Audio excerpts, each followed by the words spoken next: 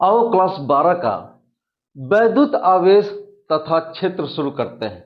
देखो, जब कांच को रेशम से रगड़ते हैं ना, तो जानते हो रगड़ने से कुछ ना कुछ तो निकलता ही है और कुछ ना कुछ पैदा होता ही है।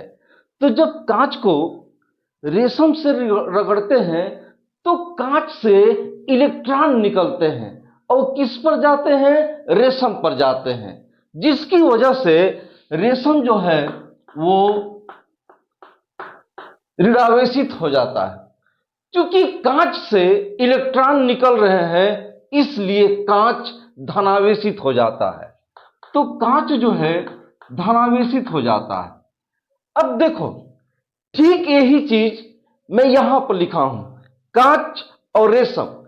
तो तुमने अभी अभी ये देखा कि जब कांच को रेशम से रगड़ते हैं तो मैंने बताया कि रगड़ने से कुछ ना कुछ निकलता ही है और कुछ ना कुछ पैदा ही होता ही है।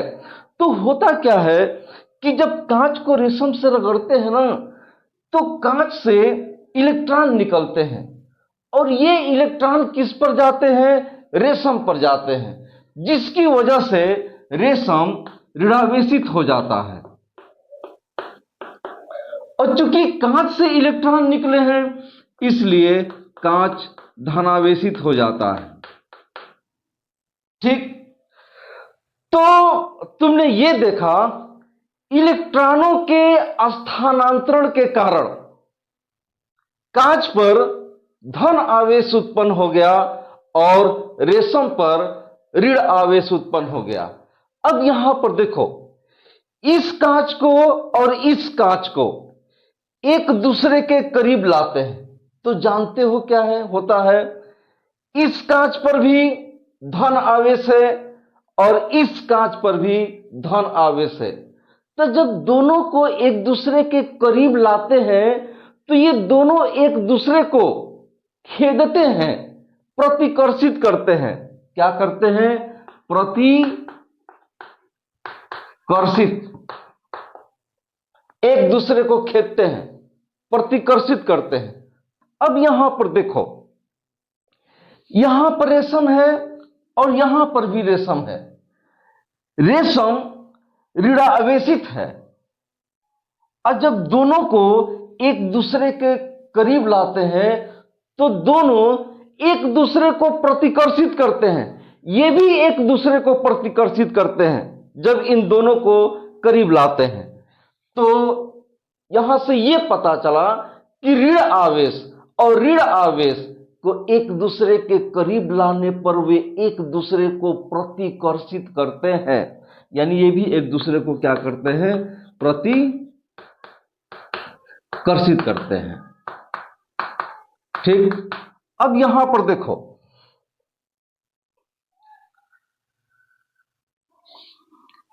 यहां पर कांच है, कांच पर धन आवेश है और ये रेशम है और ये ऋण आवेश है। तो जब धन आवेश और ऋण आवेश को एक दूसरे के करीब लाया जाता है तो ये एक दूसरे को आकर्षित करते हैं। यानी विपरीत आवेश एक दूसरे को आकर्षित करते हैं तो इन दोनों के बीच आकर्षण बल लगता है, ये एक दूसरे को आकर्षित करते हैं। ठीक, और जब धन आवेश और धन आवेश को एक दूसरे के करीब लाया जाता है तो दोनों एक दूसरे को प्रतिकर्षित करते हैं। ठीक इसी प्रकार जब ऋण आवेश और ऋण आवेश को एक दूसरे के करीब लाया जाता है तो ये भी एक दूसरे को प्रतिकर्षित करते हैं। अब विपरीत आवेश, इस पर धन है इस पर ऋण है, विपरीत आवेश एक दूसरे को आकर्षित करते हैं। तो तुमने क्या सीखा? आवेश दो तरह के होते हैं, एक धनात्मक और एक ऋणात्मक। आवेश दो तरीके के होते हैं। आगे बढ़ते हैं।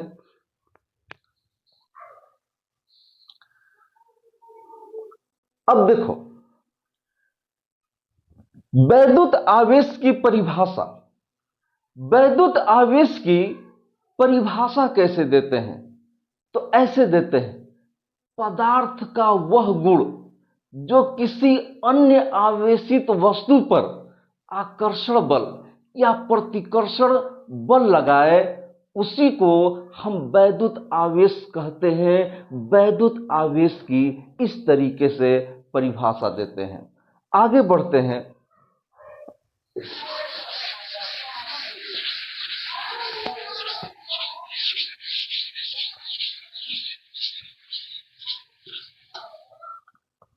यहां पर लिखता हूं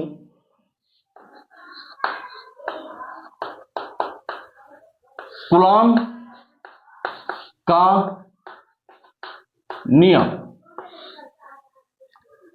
कूलॉम का नियम देखते हैं।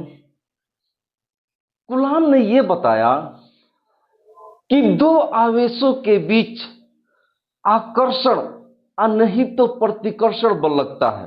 दो आवेशों के बीच में लगने वाला आकर्षण बल या प्रतिकर्षण बल दोनों आवेशों के गुणनफल के अनुक्रमानुपाती होता है और उनके बीच की दूरी के वर्ग के व्युत्क्रमानुपाती होता है। तो चलो कूलॉम का नियम देखते हैं। यहां पर Q1 आवेश है और यह Q1 आवेश बिंदु A पर है और यहां पर Q2 आवेश है और यह Q2 आवेश बिंदु B पर है और दोनों आवेश एक दूसरे से r दूरी पर हैं। तो कूलॉम यह कहता है कि इन दोनों आवेशों के बीच में एक बल कार्य करेगा, एक बल। और इस बल की खासियत क्या होगी कि यह बल आकर्षण भी बल होगा और नहीं तो यह बल प्रतिकर्षण बल होगा। तुमने ठीक इसके पीछे देखा कि दो विपरीत आवेश एक दूसरे को आकर्षित करते हैं और दो समान आवेश एक दूसरे को प्रतिकर्षित करते हैं। तो कूलॉम यही कह रहा है कि इन दो आवेशों के बीच में एक बल कार्य करेगा और यह बल आकर्षण बल भी होगा और नहीं तो प्रतिकर्षण बल होगा। और यह बल जो होता है, यह बल अनुक्रमानुपाती होता है। किसके? दोनों आवेशों के गुणनफल के। बात नंबर 1। और यही बल दोनों आवेशों के बीच की दूरी के वर्ग के व्युत्क्रमानुपाती होता है, यानी F व्युत्क्रमानुपाती 1/r²। बात नंबर 2, इन दोनों बातों को एक में लिखो तो एक में ऐसे लिखोगे, F अनुक्रमानुपाती Q1 गुणे Q2 बटा में r²। और तुम जानते हो कि जब अनुक्रमानुपाती की जगह पर जब हम बराबर का चिन्ह लिखते हैं तो एक नियतांक आता है। तो जब यहां पर हम बराबर का चिन्ह लिखेंगे तो एक नियतांक आएगा और यहां पर जो नियतांक आता है उसको बोलते हैं 1/4πε0। आगे क्या है? Q1 गुणे Q2 बटा में r² बराबर में F। तो F बराबर कितना आया? F बराबर आया 1/4πε0 Q1 गुणे Q2 बाई r²।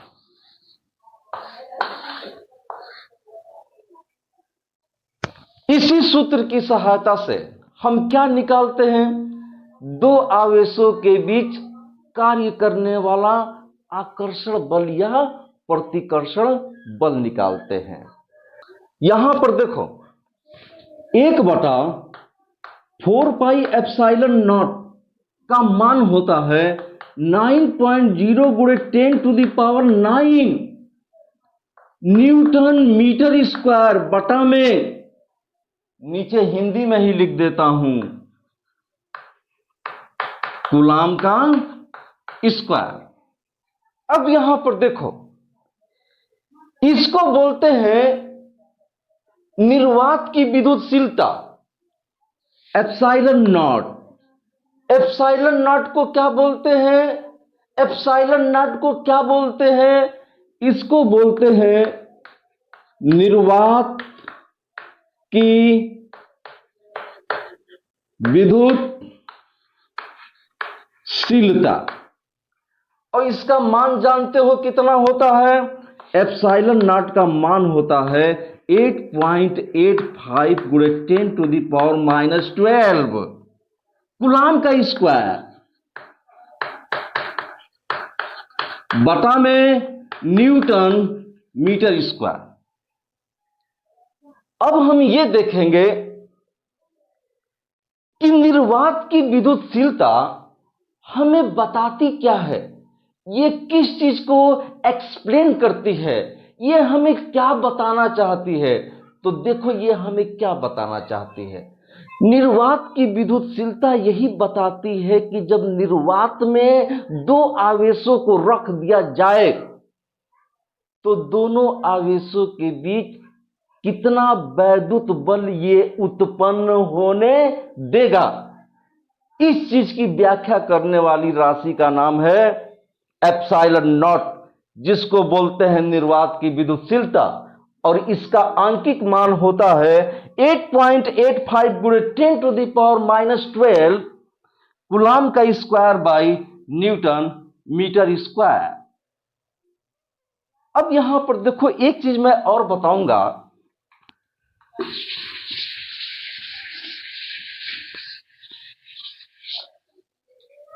कि तुमने देखा कि दो आवेशों के बीच कार्य करने वाला वैद्युत बल इतना ही होता है,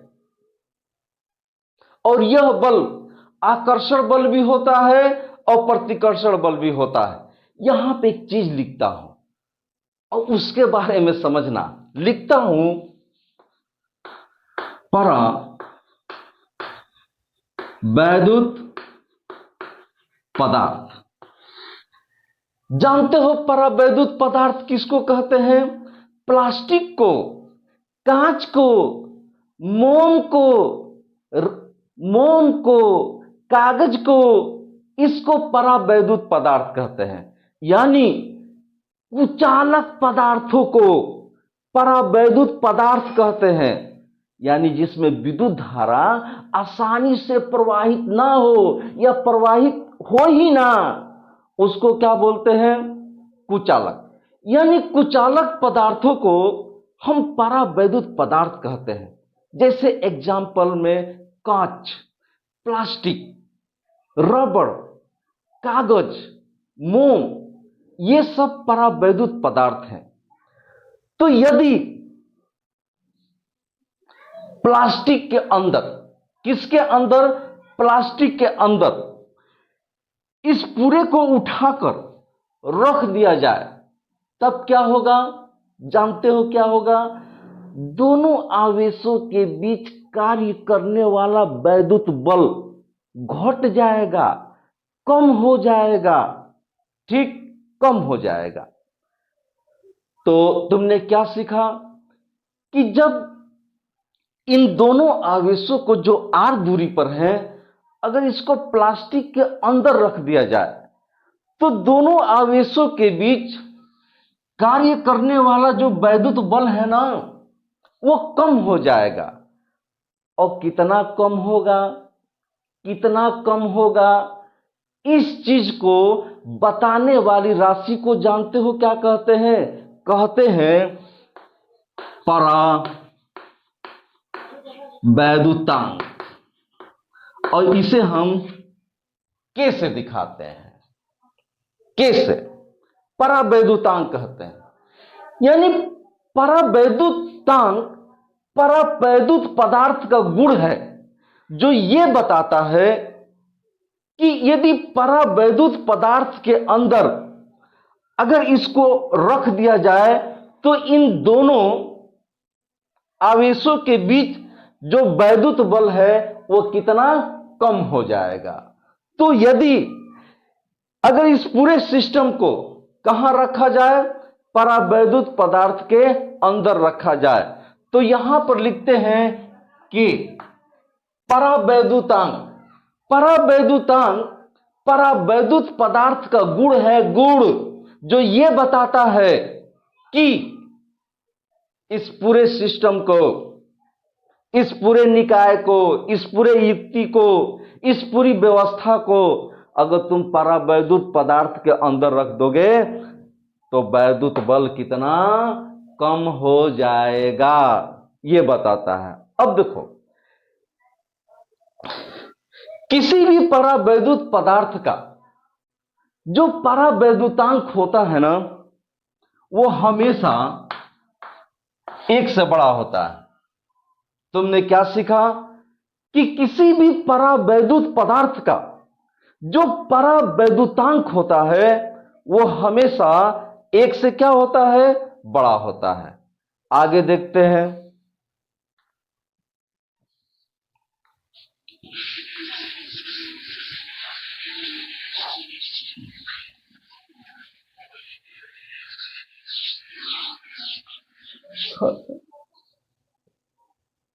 अब देखो, कूलॉम का नियम, इसको भी मिटाता हूं।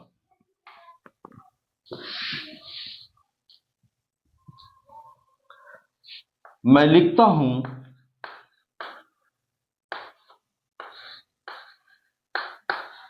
वैद्युत क्षेत्र, इलेक्ट्रिक फील्ड। तुम जानते हो इलेक्ट्रिक फील्ड किसे कहते हैं? आवेश अपने चारों तरफ एक क्षेत्र उत्पन्न करता है। यदि उस क्षेत्र में कोई अन्य आवेश रख दिया जाए तो वो उस आवेश पर बल लगता है, उसी को वैद्युत क्षेत्र कहते हैं। यानी आवेश जो है ना, अपने चारों तरफ एक क्षेत्र उत्पन्न करता है। अगर उस क्षेत्र में अगर कोई अन्य आवेश रख दिया जाए तो वह रखा गया आवेश उस क्षेत्र में बल का अनुभव करता है। तो ऐसे क्षेत्र को क्या बोलते हैं? वैद्युत क्षेत्र कहते हैं। देखो, एक बार मैं फिर से कहूंगा, यह आवेश है, धनावेशित है। चाहे धनावेशित हो चाहे ऋणावेशित आवेश हो, ये अपने चारों तरफ एक क्षेत्र बनाता है। अगर इस क्षेत्र में कोई अन्य आवेश जैसे क्यू नॉट रख दिया जाए तो इस क्यू नॉट पर एक बल लगता है, यह बल का अनुभव करता है। तो ऐसे क्षेत्र को हम क्या बोलते हैं? वैद्युत क्षेत्र बोलते हैं। तो इसकी परिभाषा क्या है?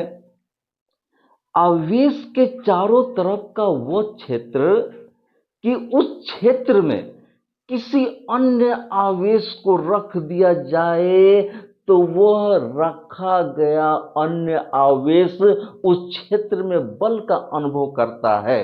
तो उस क्षेत्र को बोलते हैं वैद्युत क्षेत्र। ओके, आगे देखते हैं। अब मैं लिखता हूं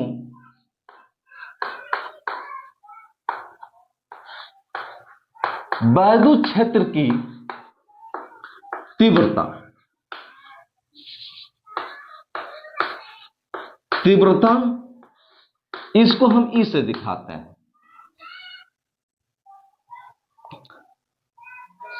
वैद्युत क्षेत्र की तीव्रता क्या है?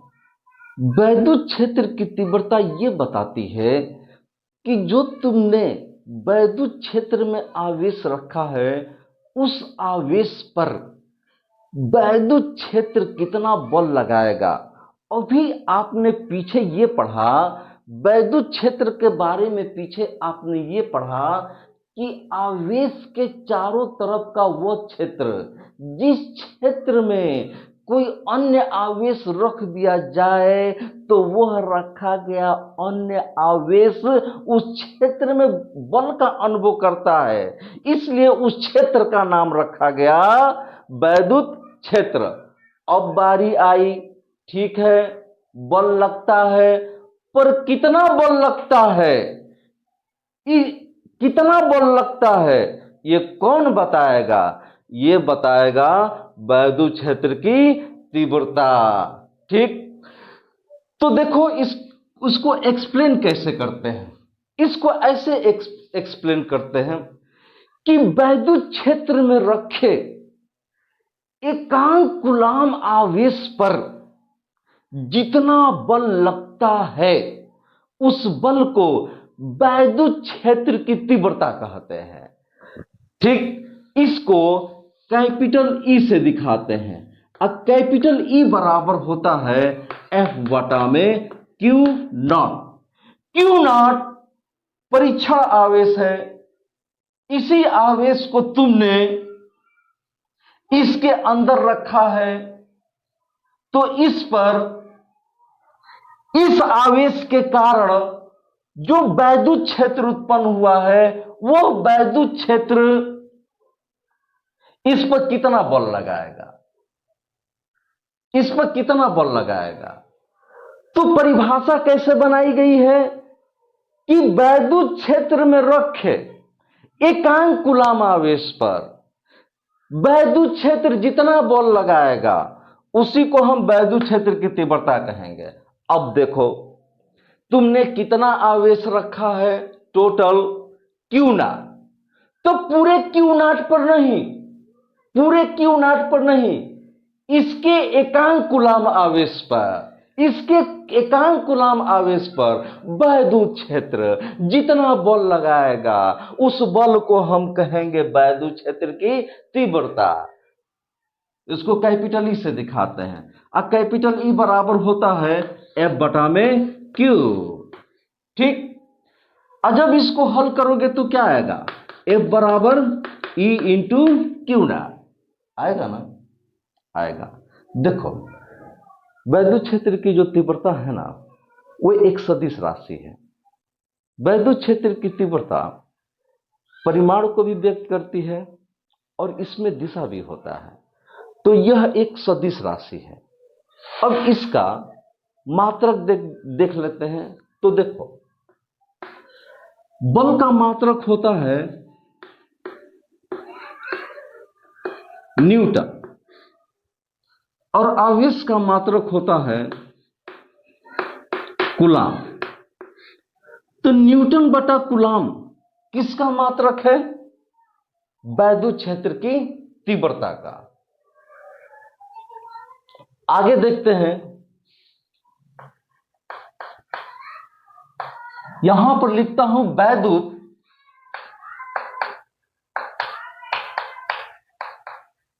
बल रेखाएं।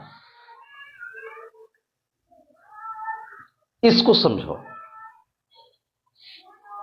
कि यह आवेश है, ये धनावेशित है, और जो तुमने इसके नजदीक जो आवेश रखा है क्यू नॉट, तो यह आवेश इस आवेश पर बल लगाएगा, ऐसे बल लगाएगा, और क्यू नॉट आवेश इधर भागेगा।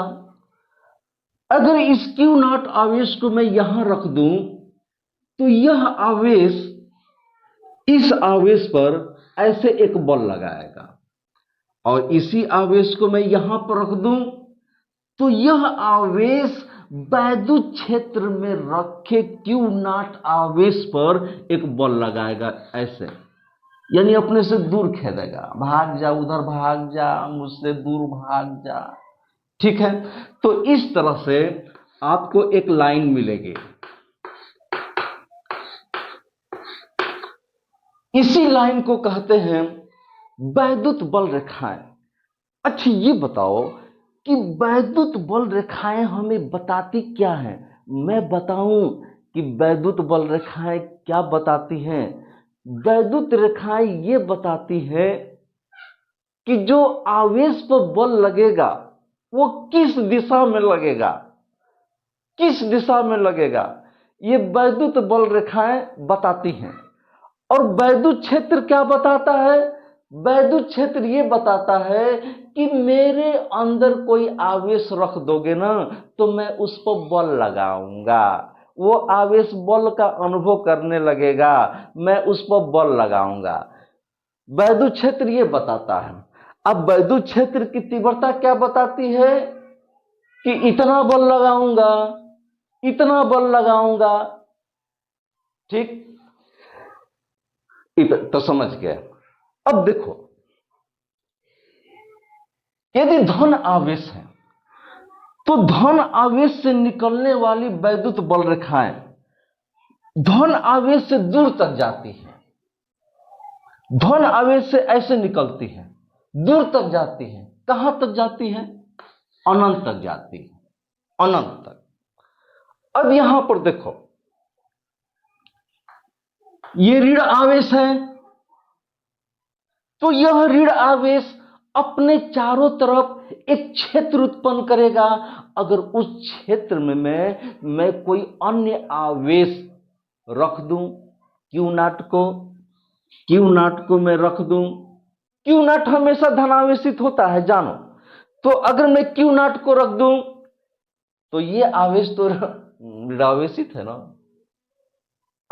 ऋणावेशित है ना, तो ये इससे कहेगा आजा, तो मेरी तरफ आ जा, खींचेगा, खींचेगा, तो इसको अपनी तरफ खींचेगा। अगर मैं इसको यहां पर रख दूं तो ये ऋण आवेश इसको अपनी तरफ ऐसे खींचेगा। तो ऐसे रेखाएं हमें ऐसे मिलेंगी। तो ऋण आवेश के कारण उत्पन्न वैद्युत बल रेखाएं अनंत से चलकर कहां पर समाप्त होती हैं? ऋण आवेश पर समाप्त होती हैं। अब धन आवेश के कारण जो वैद्युत बल रेखाएं धन आवेश से निकलकर अनंत तक जाती हैं, और यदि आवेश ऋणावेशित है तो वैद्युत बल रेखाएं अनंत से चलकर ऋण आवेश पर समाप्त होती हैं। ओके, अब वैद्युत बल रेखाएं ये बताती है ना कि आवेश पर बल किधर लगेगा, परीक्षण आवेश पर। अब वैद्युत क्षेत्र ये बताता है ना कि मेरे अंदर कोई आवेश रख दोगे ना तो मैं उस पर बल लगाऊंगा। अब वैद्युत क्षेत्र की तीव्रता ये बताती है ना कि मैं इतना बल लगाऊंगा, तो इतना बल लगाऊंगा। इसका सूत्र होता है E बराबर F बटा में क्यू नॉट, इसका मात्रक होता है न्यूटन बटा कूलाम। अब देखो, मैं चाहता हूं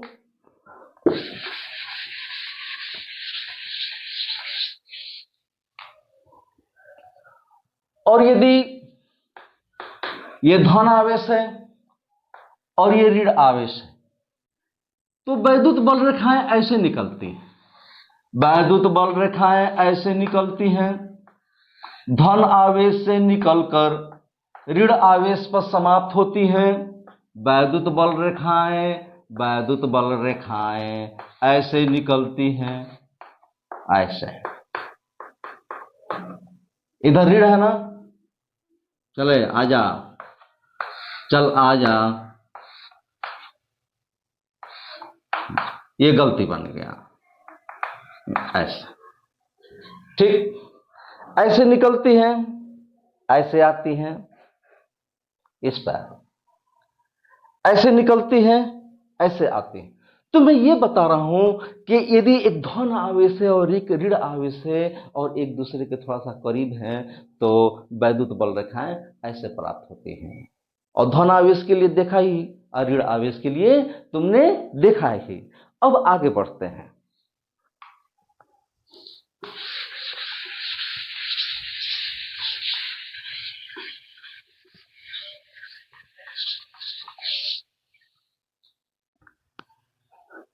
मैं लिखता हूं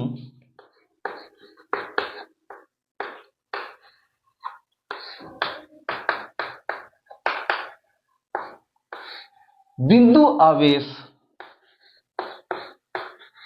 के कारण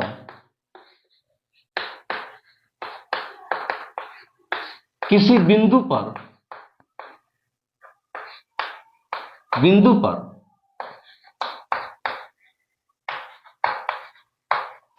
वैद्युत क्षेत्र की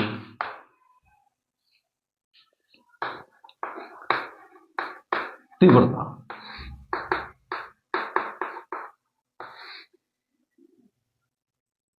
बहुत ही इंपॉर्टेंट है। इस पर सवाल भी आता है, बहुत ही इंपॉर्टेंट है।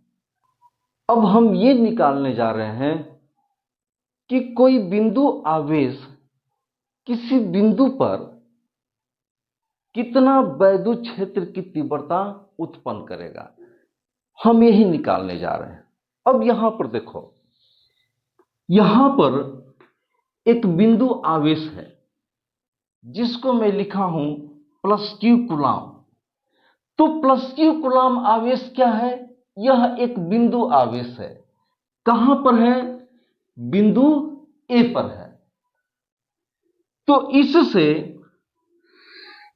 r दूरी पर एक बिंदु C है। तो इस बिंदु पर यह आवेश जो वैद्युत क्षेत्र उत्पन्न करेगा उसकी तीव्रता कितनी होगी, उसकी ताकत कितनी होगी, उसकी क्षमता कितनी होगी। अभी तुमने पढ़ा और तुमने जाना कि आवेश अपने चारों तरफ एक वैद्युत क्षेत्र उत्पन्न करता है, ठीक है। तो जब आवेश अपने चारों तरफ वैद्युत क्षेत्र उत्पन्न करता है और उस क्षेत्र में अगर कोई बिंदु ले और वह बिंदु इस आवेश से r दूरी पर है, तो इस आवेश के कारण जो वैद्युत क्षेत्र उत्पन्न हुआ है, क्षेत्र के बिंदु C पर वैद्युत क्षेत्र की तीव्रता कितनी होगी? तीव्रता। तो नियम यह है कि जिस बिंदु पर वैद्युत क्षेत्र की तीव्रता ज्ञात करना है, जिस बिंदु पर, उस बिंदु पर अपनी तरफ से एक आवेश रखो। और जो आवेश रखते हो ना, उसको बोलते हैं परीक्षण आवेश। उसको हमेशा Q0 से दिखाते हैं। तो इस बिंदु पर हम एक परीक्षण आवेश, एक टेस्ट चार्ज Q0 रखेंगे, क्योंकि इसी बिंदु पर हमें वैद्युत क्षेत्र की तीव्रता ज्ञात करनी है। और जिस बिंदु पर वैद्युत क्षेत्र की तीव्रता ज्ञात करनी होती है ना, उस बिंदु पर एक हम परीक्षण आवेश रखते हैं, ठीक। अब देखो, तुमने जाना है, ठीक, E बराबर तुम कितना जानते हो? F बटा में Q0। यहां पर टोटल कितना आवेश रखा? Q0। तो इसके एकांक कूलाम आवेश पर वैद्युत क्षेत्र जितना बल लगाएगा उसी को क्या बोलते हैं? वैद्युत क्षेत्र की तीव्रता बोलते हैं। और इसका सूत्र होता है F बटा में Q0। तो F बराबर कितना होगा? F बराबर हो जाएगा E गुणे Q0, इतना होगा, ठीक है। इस आवेश पर वैद्युत क्षेत्र कितना बल लगाएगा? E गुणे Q0। अब देखो, इसको कहते हैं Q1 और इसको कहते हैं Q2। अब दोनों एक दूसरे से r दूरी पर हैं। तो कूलाम साहब क्या कहते हैं कि जब दो आवेश एक दूसरे से कुछ दूरी पर हैं, तो उन दोनों आवेशों के बीच एक बल लगता है। और वह बल आकर्षण बल भी होता है, वह बल प्रतिकर्षण बल भी होता है। और लगने वाला बल कितना होता है? तो लगने वाला जो बल होता है F होता है 1/4 पाई एप्सिलॉन नॉट Q1 गुणे Q2 बटा में r²। तो F is equal to 1/4 pi epsilon nought. Q1 कितना है? Q। तो यहां पर लिखेंगे Q। और Q2 कितना है? Q0। तो यहां पर लिखेंगे Q nought by R square.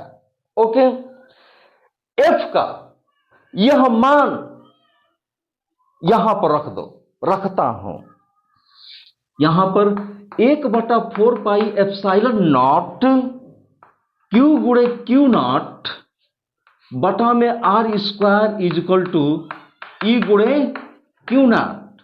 तो क्यू नॉट से क्यू नॉट क्या हो जाएगा, कट जाएगा। तो ई बराबर कितना होगा, ई बराबर होगा 1/4 पाई एप्सिलॉन नॉट क्यू बटा में आर स्क्वायर।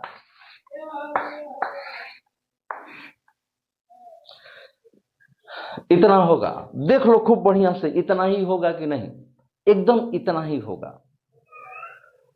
तो तुमने क्या देखा कि अगर कोई बिंदु आवेश है तो यह बिंदु आवेश तो अपने चारों तरफ एक वैद्युत क्षेत्र उत्पन्न करेगा।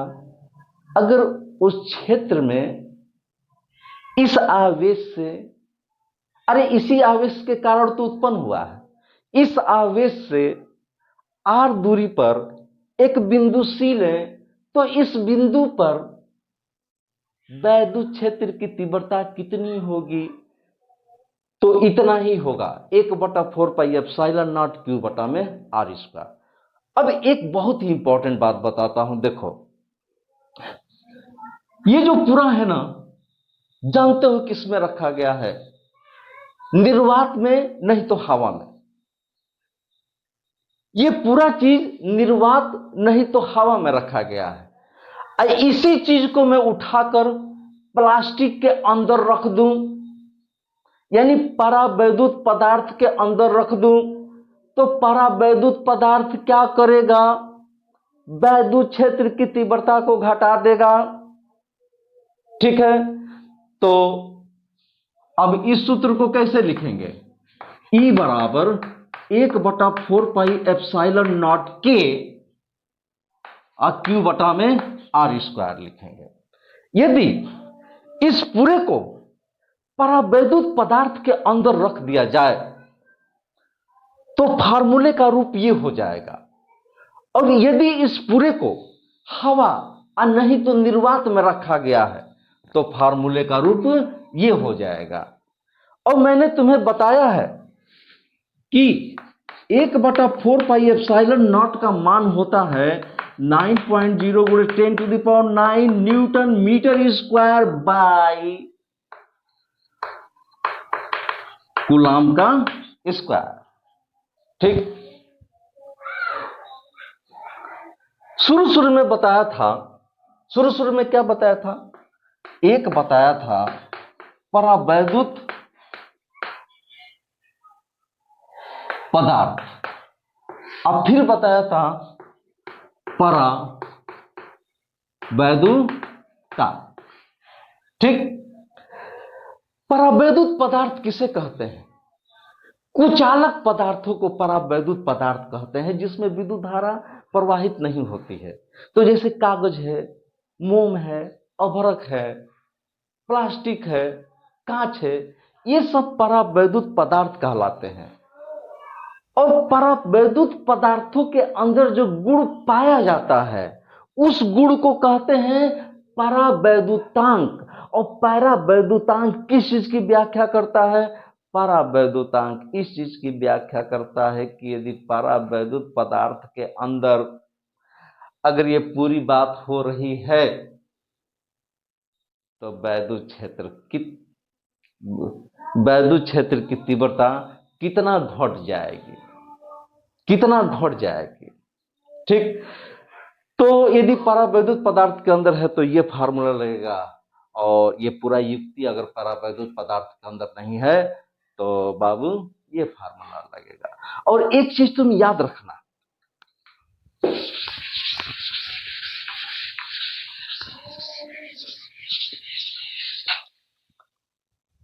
एक चीज याद रखना, बस इस चीज को याद रखना। आगे एकदम मजेदार चीज आ रहा है, पर इस चीज को याद रखना कि अगर +q कूलाम आवेश है और इस आवेश से r दूरी पर एक बिंदु सी है, तो इस बिंदु सी पर इस आवेश के कारण जो वैद्युत क्षेत्र उत्पन्न होगा उसकी तीव्रता E कितना होगा? 1/4πε0 Q बटा में r² होगा। अब इस चैप्टर का सबसे महत्वपूर्ण भाग शुरू करते हैं, जिसका नाम है वैद्युत द्विध्रुव। तो लिखता हूं वैद्युत द्विध्रुव।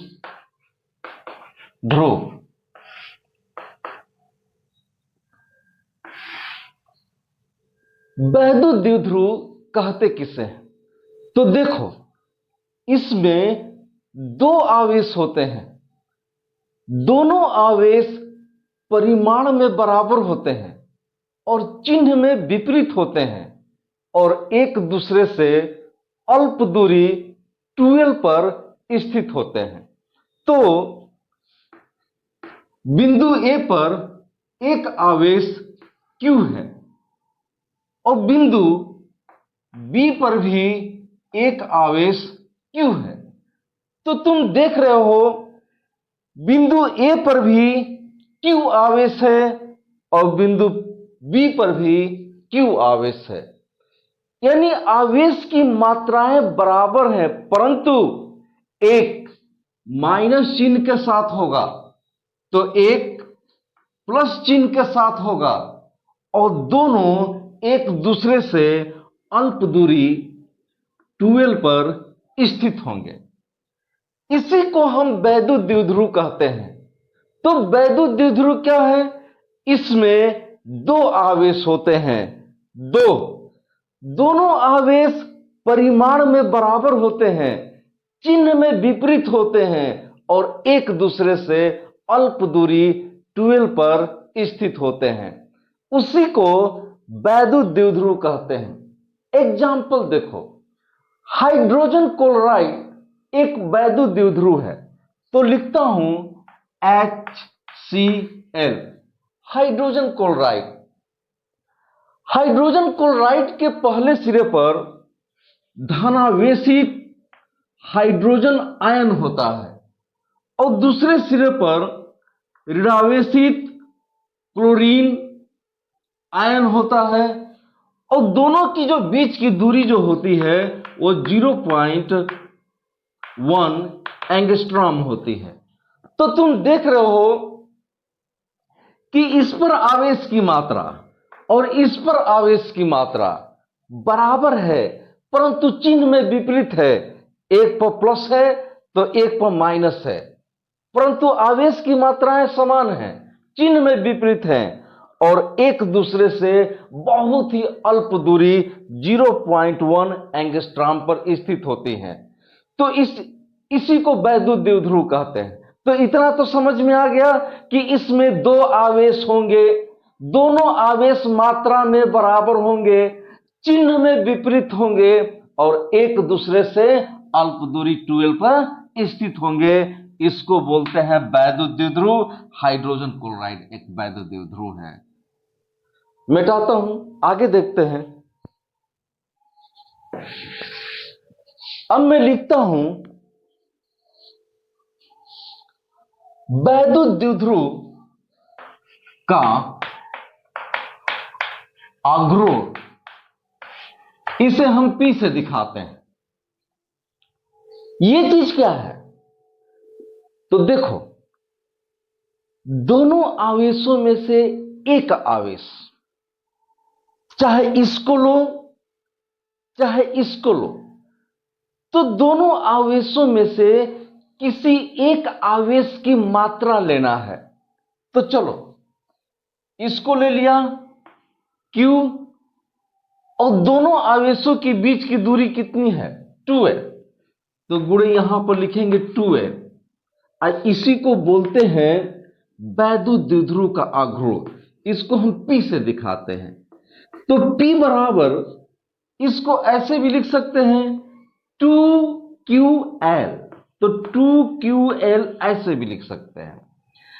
वैद्युत द्विध्रुव का आघूर्ण किसे कहते हैं? दोनों आवेशों में से एक आवेश की मात्रा लेनी है और दोनों आवेशों के बीच की दूरी का गुणनफल वैद्युत द्विध्रुव का आघूर्ण कहलाता है। इसे हम P से दिखाते हैं। तो P बराबर कितना हो गया? P बराबर हो गया 2qN। इतना समझ गए? अब देखो, वैद्युत द्विध्रुव का आघूर्ण एक्सप्लेन किस चीज की करता है? व्याख्या किस चीज की करता है? तो जानते हो किस चीज की व्याख्या करता है? कि वैद्युत द्विध्रुव जो है वो कितना स्ट्रांग है, और एक बात की और व्याख्या करता है कि दोनों आवेशों का सेपरेशन कितना है, और एक इसकी भी व्याख्या करता है कि वैद्युत द्विध्रुव कितना मजबूत है। इस चीज की भी व्याख्या करता है। ठीक, अब देखो, -q और +q को मिलाने वाली जो रेखा है वैद्युत द्विध्रुव का अक्ष कहलाता है।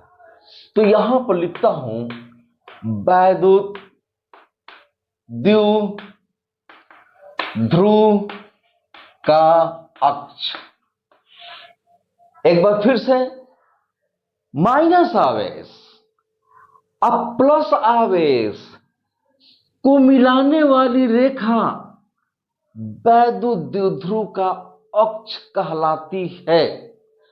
और वैद्युत द्विध्रुव का आघूर्ण यानी P एक सदिश राशि है और इसकी दिशा अक्ष के अनुदिश माइनस आवेश से प्लस आवेश की तरफ होता है। तो वैद्युत द्विध्रुव आघूर्ण की दिशा किधर होती है? माइनस आवेश से प्लस आवेश की तरफ, अक्ष के अनुदिश। ठीक, आगे देखते हैं। चलो इसे मिटाते हैं।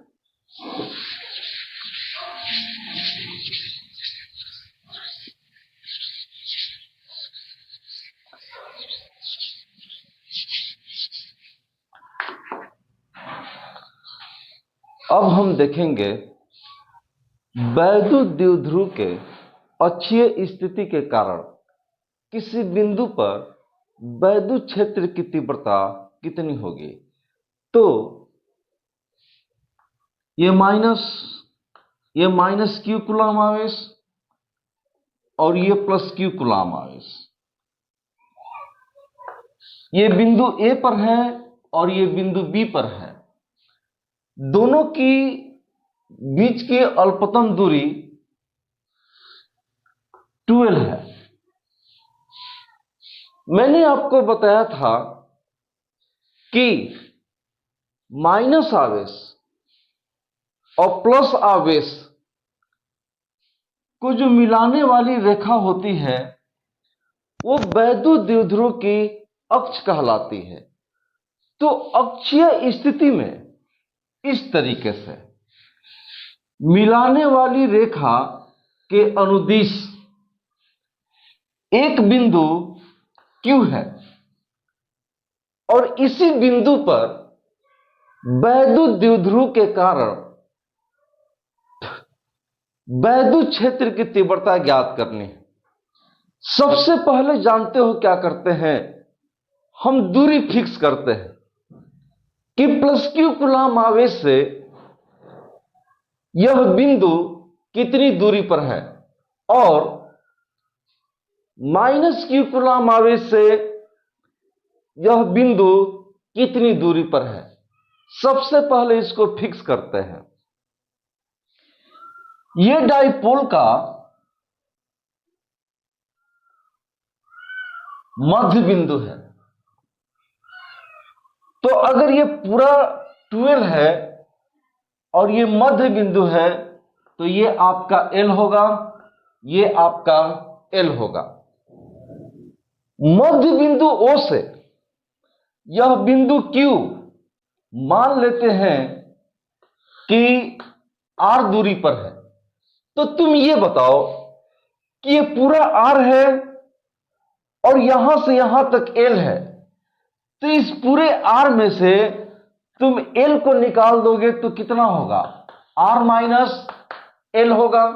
अब देखो, प्लस Q कूलम्ब आवेश से यह जो बिंदु है R माइनस L दूरी पर है। यहां से देखते हैं, माइनस Q कूलम्ब आवेश से यह बिंदु कितनी दूरी है? तो यहां से लेकर यहां तक R है और यहां से लेकर यहां तक L है, तो यह पूरी दूरी कितना होगा? यह पूरी दूरी आपका R प्लस L होगा। तो यह भी पता चल गया कि माइनस Q कूलम्ब आवेश से बिंदु Q R प्लस L दूरी पर है। अब प्लस Q कूलम्ब आवेश से बिंदु Q R माइनस L दूरी पर है। आपको पीछे बताया था कि बिंदु आवेश के कारण किसी बिंदु पर वैद्युत क्षेत्र की तीव्रता, आपको याद होगा, नहीं तो बताता हूं। यह प्लस Q कूलम्ब आवेश है और इस आवेश से R दूरी पर एक बिंदु था, तो इस बिंदु पर वैद्युत क्षेत्र की तीव्रता कितना ज्ञात हुआ था? हुआ था 1/4 पाई एप्सिलॉन नॉट Q बटा में R स्क्वायर, इतना ही ज्ञात हुआ था। यही फार्मूला लगाएंगे। अब देखो, प्लस Q कूलम्ब आवेश से यह बिंदु Q R माइनस L दूरी पर है, इसलिए बिंदु Q पर वैद्युत क्षेत्र की तीव्रता प्लस Q कूलम्ब आवेश के कारण यदि E1 है तो हम E1 निकालेंगे। E1 होगा आपका 1/4 पाई एप्सिलॉन नॉट Q बटा, नीचे लिखते हैं दूरी का स्क्वायर, तो दूरी कितना है? दूरी है R माइनस L का स्क्वायर।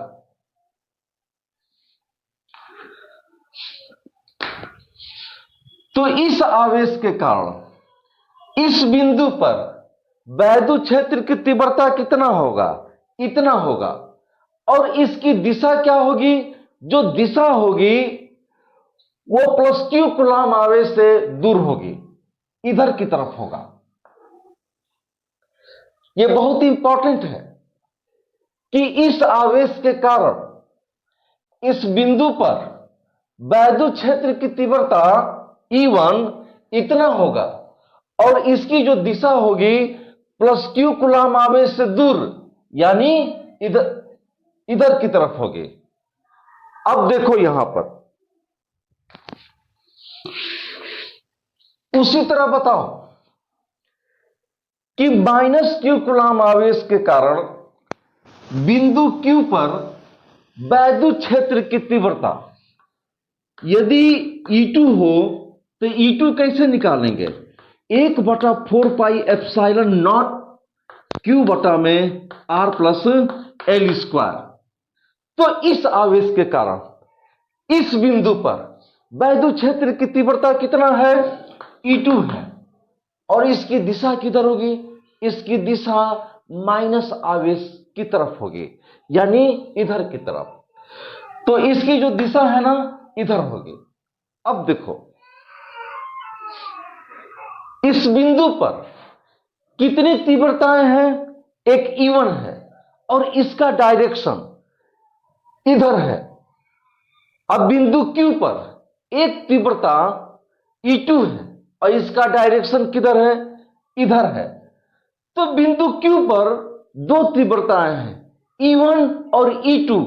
और दोनों की जो दिशाएं हैं विपरीत हैं, अतः बिंदु Q पर एक परिणामी तीव्रता होगी, परिणामी तीव्रता।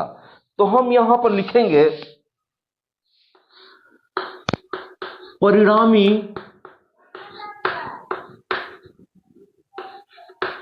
तीव्रता E बराबर, बोलो कितना होगा, जो परिणामी तीव्रता होगा वो होगा E1 माइनस यहां पर E2। E1 माइनस E2 ही क्यों? क्यों E1 में से E2 घटाया गया, जानते हो क्यों? क्योंकि E1 जो है बड़ा है, E1 is greater then E2। यहां पर E1 बड़ा है E2 से। बोलो कैसे? हर में देखो, हर में R माइनस L का स्क्वायर है, यानी R में से L घटाया गया है और उसका स्क्वायर किया गया है। लेकिन यहां पर देखो R में L प्लस किया गया है, फिर स्क्वायर किया गया है, तो इसलिए ये संख्या बड़ी है और ये क्या है, छोटा है। मान पुटअप करते हैं, 1/4πε0 Q by R minus L का square minus 1/4πε0 Q by R plus L का स्क्वायर। परिणामी तीव्रता E, तो E बराबर, इसमें से कॉमन क्या है? इसमें से कॉमन है 1/4πε0 Q कॉमन है, तो हो जाएगा 1/R माइनस एल का square minus 1/R plus L का स्क्वायर। 1/4πε0 Q एलसीएम लो, एलसीएम लेंगे तो R माइनस एल का होल स्क्वायर गुणे R प्लस एल का होल स्क्वायर होगा। तो यहां पर होगा R प्लस एल का whole square minus R minus L का होल स्क्वायर। इसको हल करता हूं, वहां पर परिणामी तीव्रता E बराबर 1/4πε0 Q। इसको खोल दो, इसको डायरेक्ट खोलता हूं, ये होगा R square plus L square plus 2RL। और देखो इसको खोलता हूं, अब माइनस से गुणा करता हूं, तो डायरेक्ट करता हूं, तो डायरेक्ट करूंगा तो होगा minus R square minus L square plus 2RL by, और इसको मैं ऐसे लिख सकता हूं, इसको हम ऐसे लिख सकते हैं R माइनस एल गुणे R प्लस एल का स्क्वायर। तो E बराबर 1/4πε0 Q, देखो इससे ये कट जाएगा, इससे ये कट जाएगा, दूगो RL, ये हो जाएगा 4 गो RL। और जब इसको हल करेंगे तो होगा R square minus L square का होल स्क्वायर। ठीक, अब देखो इफ यदि R much is greater than L, R जो है L से बहुत बड़ा है और इसका स्क्वायर करते हैं तो R square much is greater than L square. जब R L से बहुत बड़ा है तो R स्क्वायर L स्क्वायर से तो और बड़ा हो जाएगा, और R स्क्वायर की तुलना में L स्क्वायर जो है वो आपका करीबन 0 हो जाएगा। तो E बराबर परिणामी तीव्रता 1/4πε0,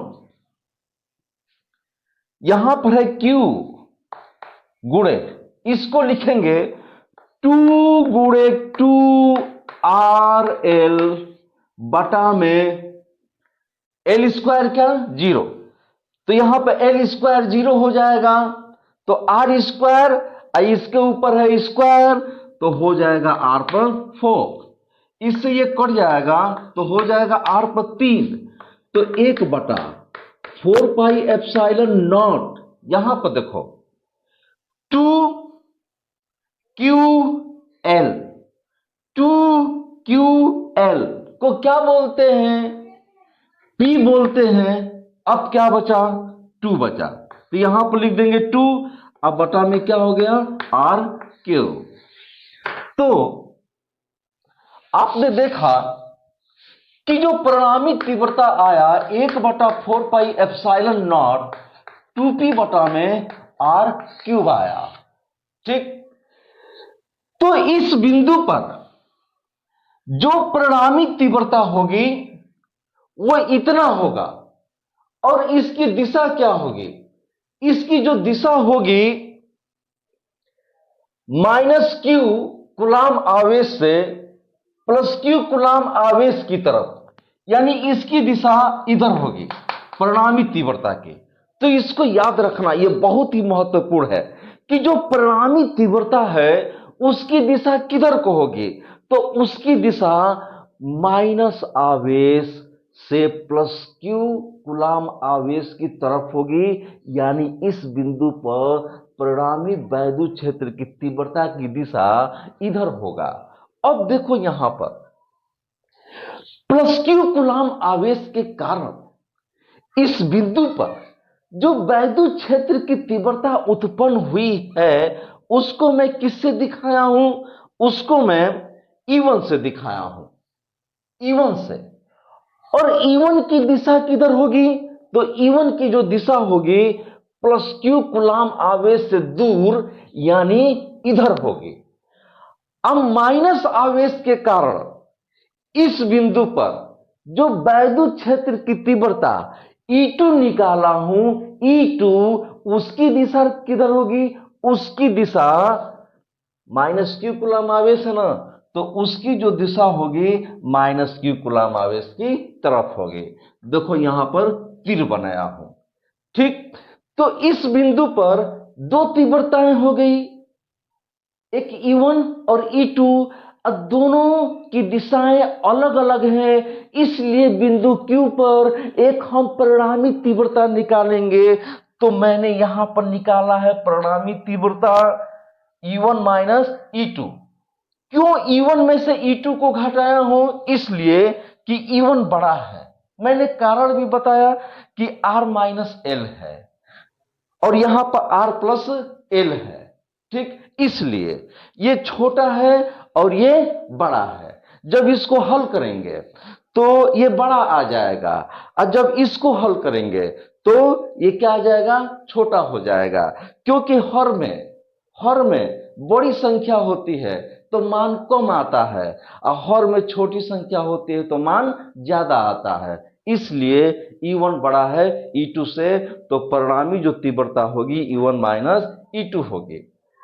अब परिणामी तीव्रता की दिशा क्या होगी, तो परिणामी तीव्रता की जो दिशा होगी माइनस आवेश से प्लस आवेश की तरफ, इधर की तरफ।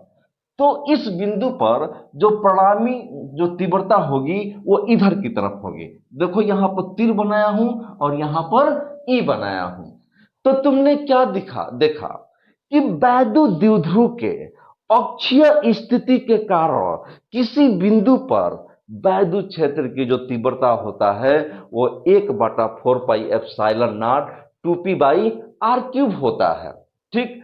अब ये बताओ, ये जो पूरा जो लेक्चर था हवा या निर्वात के लिए था, ये हवा और निर्वात के लिए था कि ये पूरा चीज हवा में या नहीं तो निर्वात में रखा गया है। अब तुम ये बताओ कि अगर इस पूरे चीज को हम किसी परावैद्युत पदार्थ के अंदर घुसा दें, प्लास्टिक के अंदर घुसा दें और उसका परावैद्युतांक क्या हो, तब इस फार्मूले का रूप क्या होगा, तो तब इस फार्मूले का जो रूप होगा E बराबर 1/4πε0 K और 2p बटा में R³।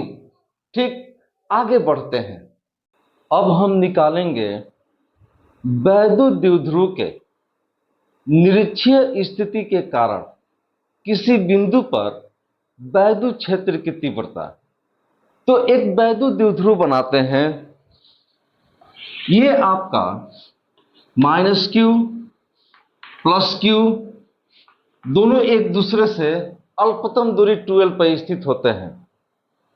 मान लो कि -q कूलम्ब आवेश A पर स्थित है और +q कूलम्ब आवेश B पर स्थित है। ये मध्य बिंदु O है। अब पूरा 12 है तो ये आपका L होगा, ये भी आपका L होगा।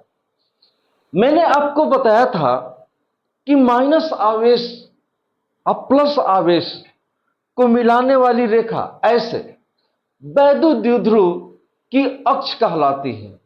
तो अक्ष के लंबवत मध्य बिंदु O से R दूरी पर, मध्य बिंदु O से कितनी दूरी पर? R दूरी पर एक बिंदु Q है और इसी बिंदु Q पर हमें वैद्युत द्विध्रुव के निरक्षीय स्थिति के कारण वैद्युत क्षेत्र की तीव्रता ज्ञात करनी है।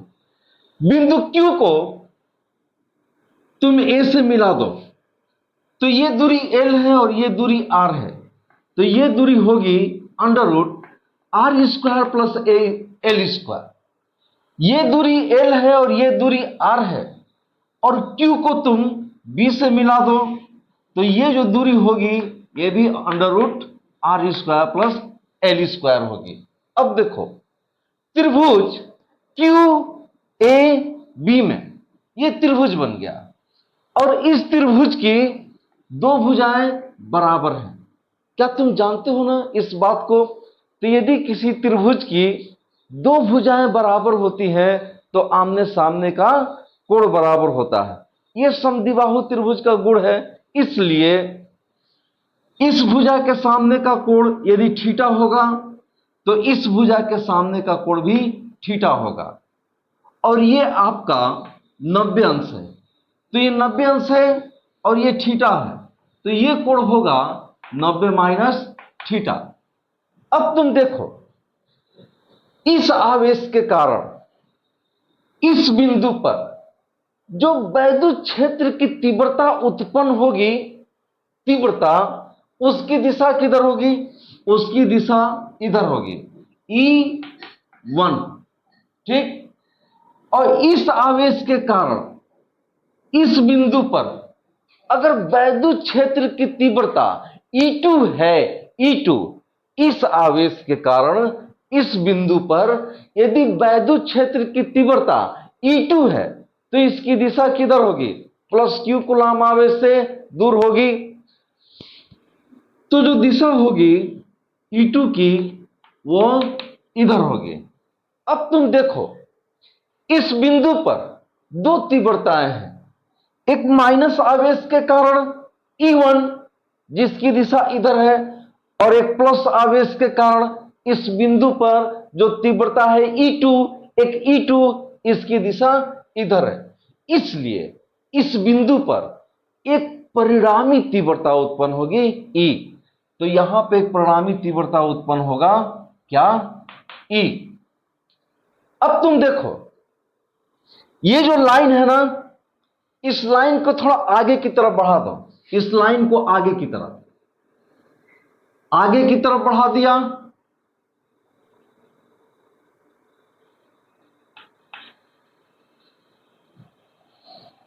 ये कोण और ये कोण शीर्षाभिमुख कोण है। इसलिए अगर ये कोण 90 माइनस थीटा है तो ये कोण भी आपका 90 माइनस थीटा होगा।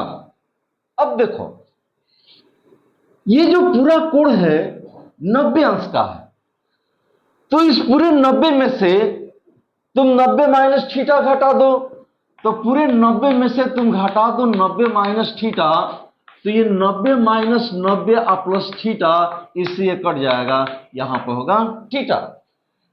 तो ये कोण होगा बाबू थीटा। और देखो तुम इसको देखो और इसको देखो, अगर ये कोण थीटा है तो ये भी कोण होगा थीटा, एकांतर कोण, एकांतर कोण। तुम जानते हो परिणामी तीव्रता कितना होगा, ई परिणामी तीव्रता, तो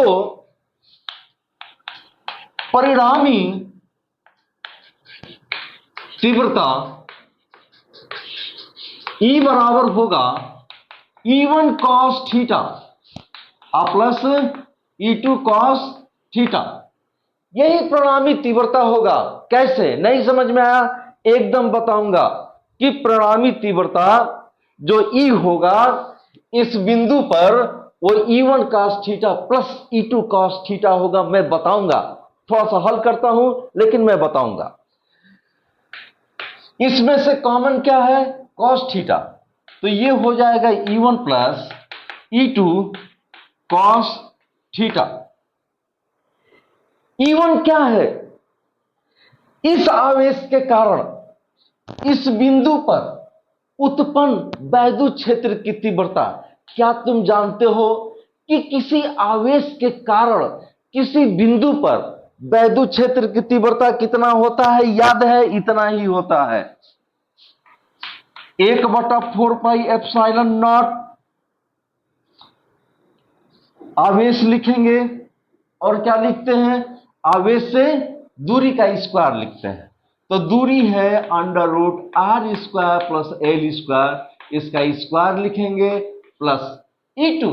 जानते हो E2 क्या है, इस आवेश के कारण इस बिंदु पर वैद्युत क्षेत्र की तीव्रता। तो कैसे निकालते हैं, कैसे निकालते हैं, लिखते हैं 1/4 पाई एप्सिलॉन नॉट, यहां पर आवेश लिखते हैं और आवेश से बिंदु की दूरी लिखते हैं। तो दूरी कितना है, दूरी है बाबू √r² प्लस l², यहां पर स्क्वायर, कोष्टक बंद, कोष्टक बंद, और यहां पर cos थीटा, यहां पर E, तो E बराबर क्या होगा जी, एगो एप्सिलॉन नॉट एगो 4 पाई एप्सिलॉन नॉट एगो 4 पाई एप्सिलॉन नॉट, जौन हई है उहे हई है, तो कितना हो जाएगा, हो जाएगा 2 गुणे 1/4 पाई एप्सिलॉन नॉट, ऊपर क्यू, स्क्वायर से कट जाएगा r² प्लस l², कोष्टक बंद, यहां पर है cos थीटा। परिणामी तीव्रता 2 गुणे 1/4 पाई एप्सिलॉन नॉट, ऊपर Q, r² plus l²। cos theta का मान कितना होता है बताओ, आधार बटा कोण, cos थीटा आधार बटा कोण होता है ना, तो cos थीटा आधार, आधार क्या है l, और कोण क्या है l, ये तो आधार बटा कोण, आधार है l, कोण है r² प्लस l²। अब ये बताओ कि जब मैं करणी हटाऊंगा तो क्या लिखूंगा, इस पर 1/2 लिखूंगा, लिखूंगा ना। अब देखो इस पर 1 घात है, इस पर 1/2 घात है, गुणा में घात जुड़ता है, तो कितना होगा, डायरेक्ट लिख देता हूं, देखो इतना ही होगा, r² प्लस l² पर 3/2 होगा। परिणामी तीव्रता 1/4 pi epsilon not, 4 pi epsilon not 2ql को क्या बोलते हैं, P नीचे क्या है r² plus l² to the power 3/2। If यदि r much is greater than l, r जो है l से बहुत बड़ा है, तो तुम ये बताओ जब r l से बहुत बड़ा है तो r² जो होगा ना वो तो much is greater then l² होगा। अब ये r² तो l² से बहुत बड़ा होगा, तो l² क्या होगा, करीबन 0 होगा, तो l² की जगह पर 0 लिखेंगे, यहां पर क्या लिखेंगे 0। हल कर देता हूं, देखो E बराबर 1/4 पाई एप्सिलॉन नॉट P, यहां पर रखेंगे 0 तो r² पर 3/2, इससे ये कट गया। E बराबर 1/4 पाई एप्सिलॉन नॉट P बटा में r³। देखो वैद्युत द्विध्रुव के निरक्षीय स्थिति के कारण किसी बिंदु पर वैद्युत क्षेत्र की तीव्रता कितना होता है? 1/4 पाई एप्सिलॉन नॉट P/r³ होता है। लेकिन तुम ही बताओ कि अगर ये पूरी व्यवस्था प्लास्टिक के अंदर हो, परावैद्युत पदार्थ के अंदर हो, और परावैद्युत पदार्थ का पैरावैद्युतांक के हो, तो फार्मूले का रूप क्या होगा?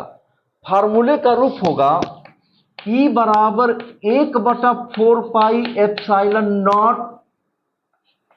यहां पर K और बटा में r³, इतना ही होगा। तो तुमने क्या सीखा? वैद्युत द्विध्रुव के निरक्षीय स्थिति के कारण किसी बिंदु पर वैद्युत क्षेत्र की तीव्रता इतनी ही होती है, तुमने ये सीखा। ठीक है, तो मैंने कहा था कि मैं बताऊंगा कि इस बिंदु पर परिणामी तीव्रता इतना ही होता है, और इसकी जो दिशा होती है, पहले दिशा समझ लेते हैं।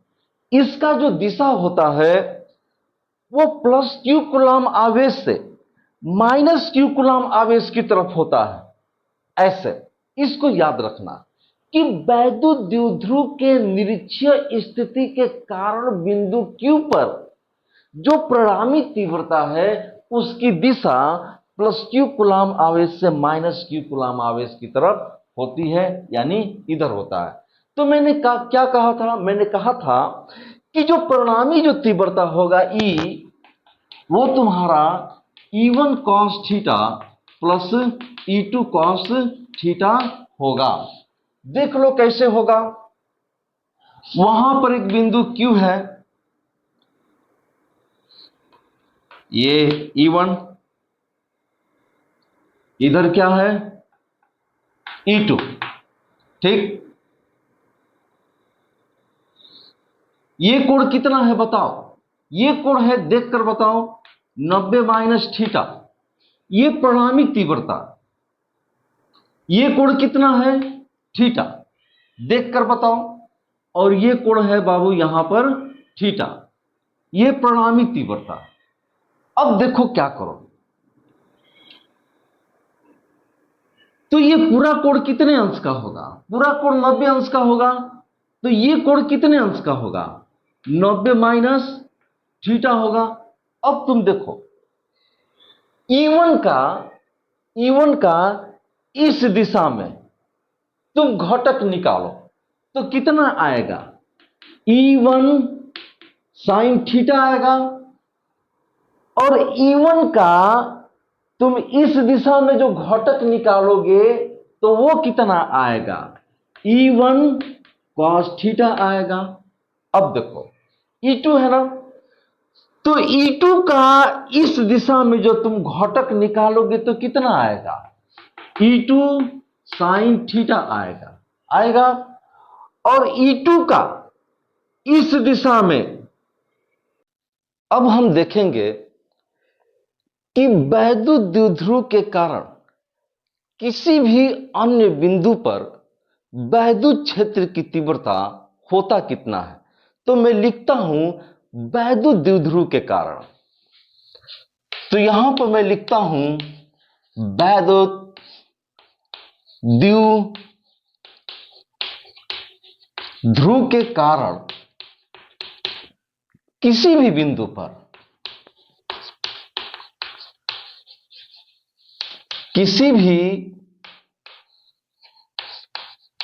पर वैद्युत क्षेत्र की तीव्रता।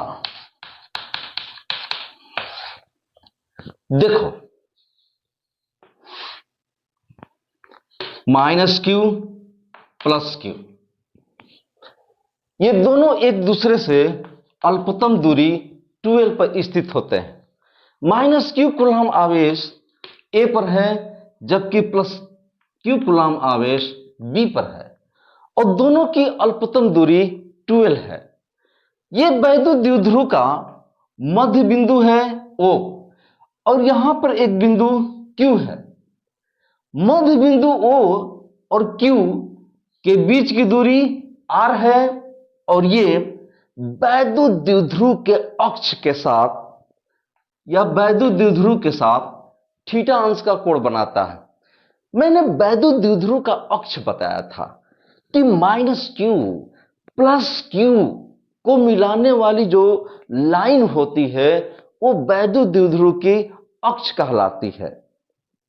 ठीक, वैद्युत द्विध्रुव के आघूर्ण को हम P से दिखाते हैं, और इसकी दिशा अक्ष के अनुदिश माइनस क्यू कूलम्ब आवेश से प्लस क्यू कूलम्ब आवेश की तरफ होती है, यानी इधर होता है P की दिशा। तो ये इसी बिंदु पर हमें वैद्युत द्विध्रुव के कारण उत्पन्न वैद्युत क्षेत्र की तीव्रता ज्ञात करनी है, इस बिंदु पर। और ये जो बिंदु है ना वैद्युत द्विध्रुव के अक्षीय स्थिति में है, और ना ये बिंदु वैद्युत द्विध्रुव के निरक्षीय स्थिति में है। ये किसी अन्य बिंदु पर है, ना अक्षीय स्थिति में है ना निरक्षीय स्थिति में है। देखो हम करते क्या हैं, बात को समझो। वैद्युत द्विध्रुव का आघूर्ण होता है, वैद्युत द्विध्रुव का आघूर्ण होता है। अब वैद्युत द्विध्रुव का आघूर्ण वैद्युत द्विध्रुव की क्षमता या उनके सेपरेशन को व्यक्त करता है। तो हम करेंगे क्या, P का इस दिशा में, P का इस दिशा में हम घटक निकालेंगे। तो कितना आएगा, तुमने 11 में घटक निकालना पढ़ा होगा। तो P का इस डायरेक्शन में हम घटक निकालेंगे तो आएगा P cos थीटा। अब बात को समझो, P cos थीटा क्या है? इस P का इधर घटक है P cos थीटा। इतना समझ गए? यहां पर लिख देता हूं, ए बी है ना, तो यहां पर लिख देता हूं A1 और यहां पर B1। अच्छा तुम ये बताओ, वैद्युत द्विध्रुव का आघूर्ण किसका होता है? P किसका होता है? वैद्युत द्विध्रुव का होता है ना। इसी P का एक घटक इधर निकाला गया है, तो कितना आएगा?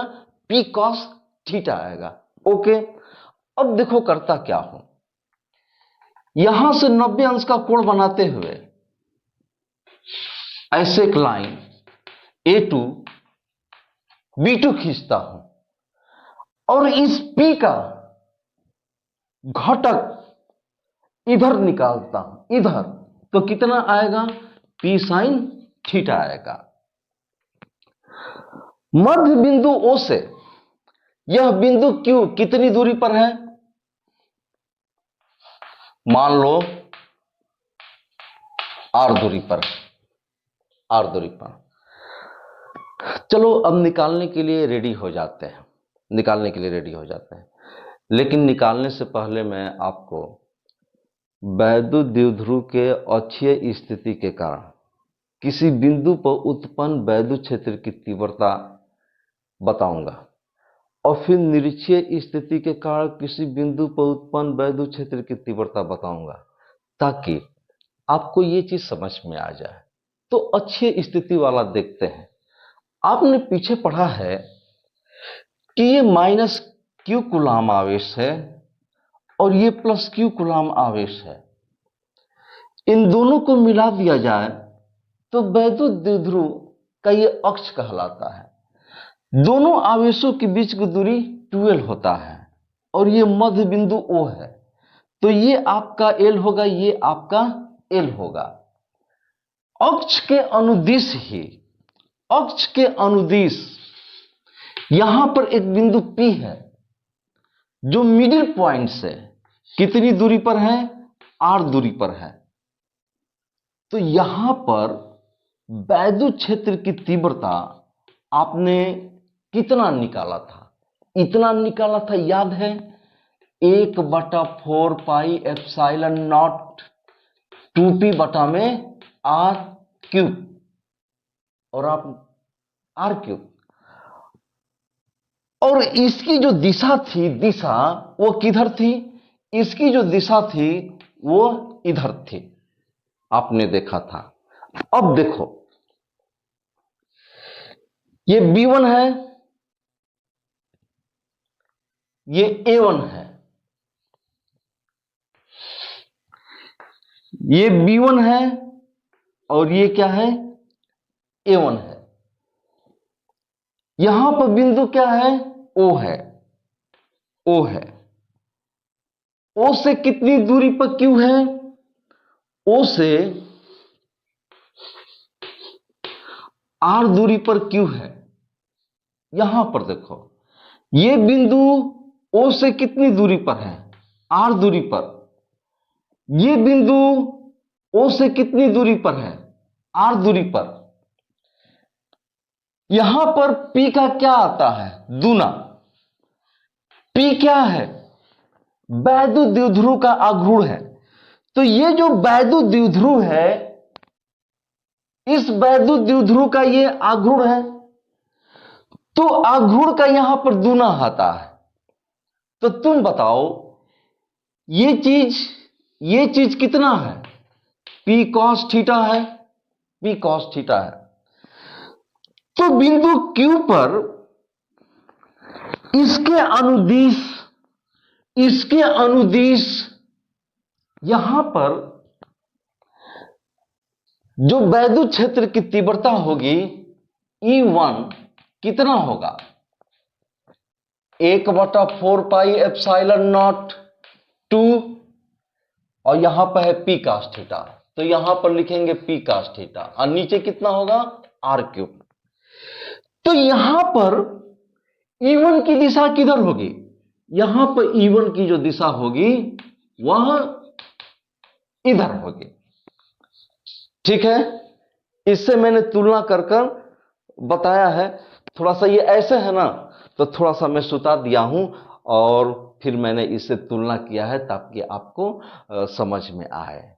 ये काम मैंने किया है। अब थोड़ा सा आगे देखो, निरक्षीय स्थिति वाला मैं बताता हूं।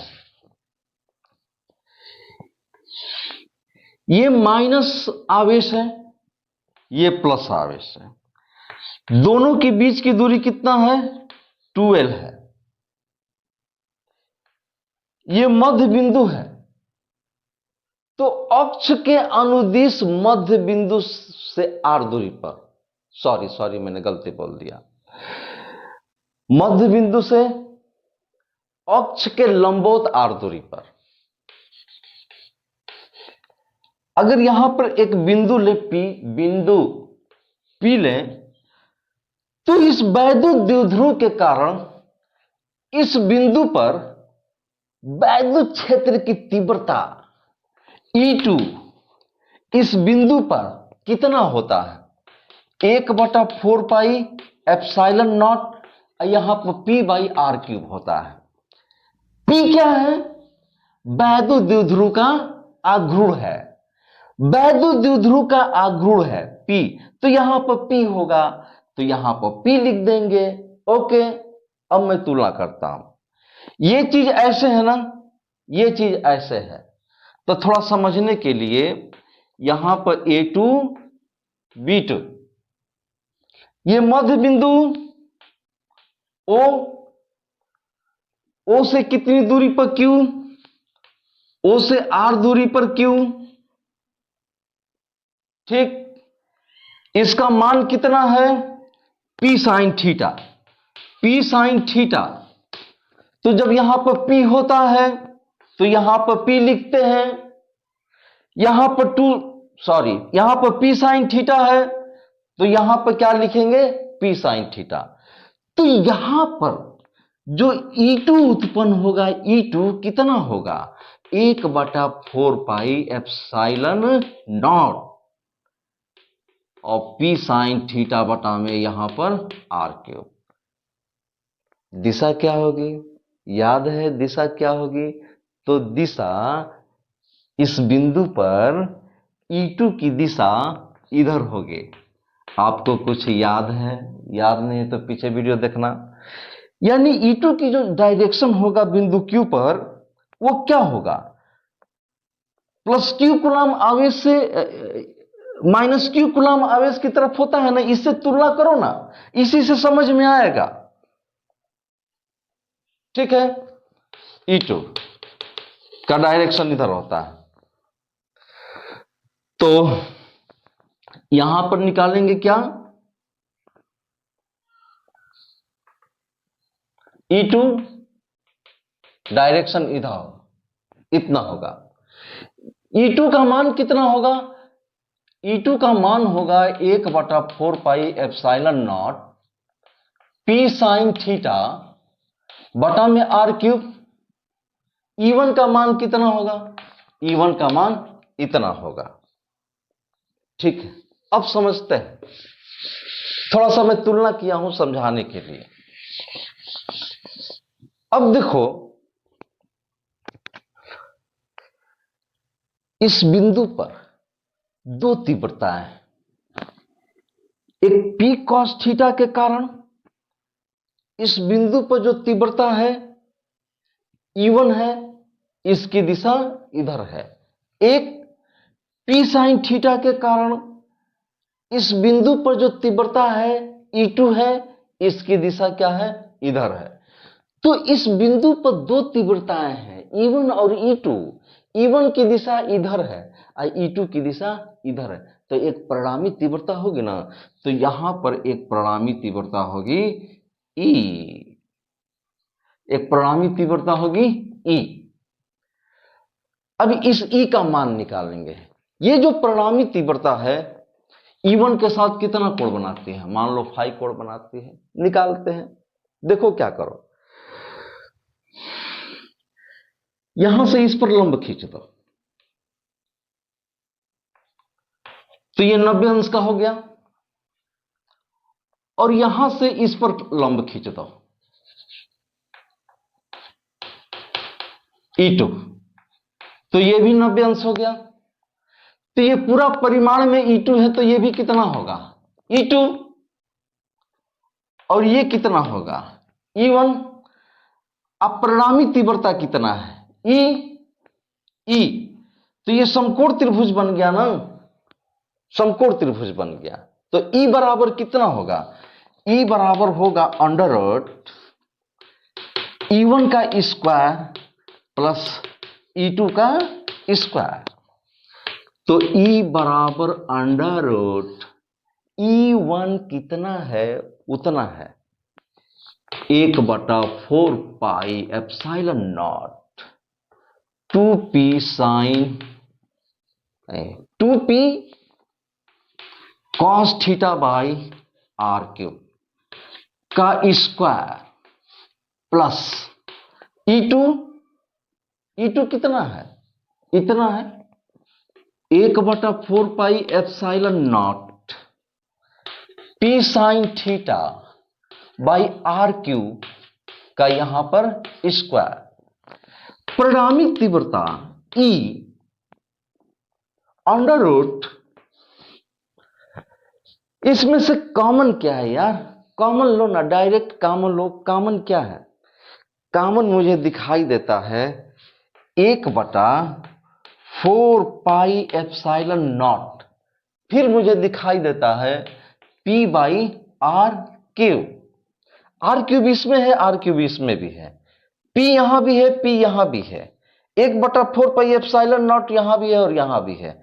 टोटल यही कॉमन है। ठीक, तो इस पर हो गया स्क्वायर। तो क्या बचेगा? बोलो क्या बचेगा? बचेगा 2 cos थीटा का स्क्वायर प्लस साइन थीटा का स्क्वायर, यही ना बचेगा। ई बराबर स्क्वायर से कड़ी खत्म, तो 1/4 पाई एप्सिलॉन नॉट पी बटा में आर क्यू, करड़ी में 4 cos स्क्वायर थीटा, अब प्लस इसको मैं लिख सकता हूं 1 माइनस cos स्क्वायर थीटा, इसको तोड़ दिया, sine square theta plus cos square theta equal to 1 के सूत्र पर इसको मैंने तोड़ दिया। तो ई बराबर टोटल हो गया 1/4 pi epsilon nought P by R cube under root 3 cos square theta plus 1।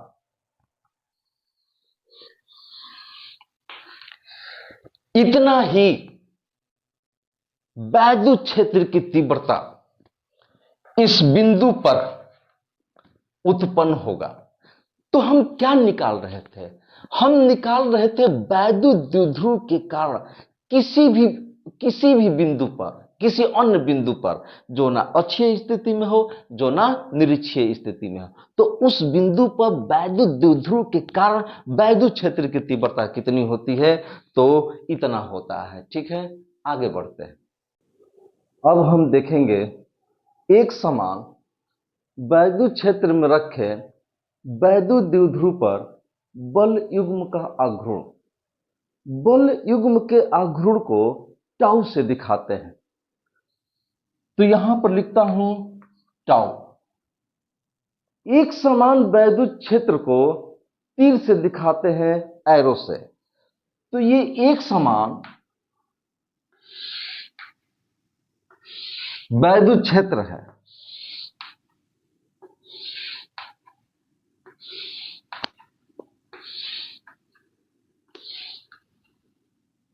एक समान वैद्युत क्षेत्र की तीव्रता को मैं कैपिटल ई से दिखा रहा हूं, और इस एक समान वैद्युत क्षेत्र में एक वैद्युत द्विध्रुव रखा है, क्षेत्र से थीटा अंश का कोण बनाते हुए। तो एक समान वैद्युत क्षेत्र में minus Q A plus Q ये बी, और दोनों के बीच की दूरी 2 है, क्षेत्र से थीटा कोण बनाते हुए।